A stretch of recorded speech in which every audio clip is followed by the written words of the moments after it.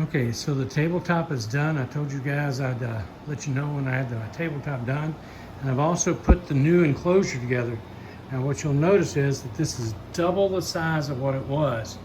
So when I get this laser put together, which currently it is sitting over here and not put together, but as soon as I get that put back together with the long rails on it, then I'll put it in here and we'll finish up this build for this new table.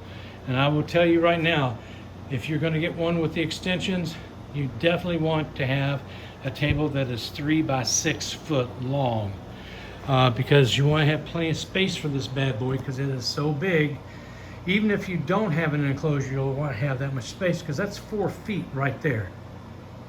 All right, so you can actually do probably about 38, 39 inches worth of material at one time. But I think that looks pretty daggone good, guys. All right, I'll give you an update when I've got the next one.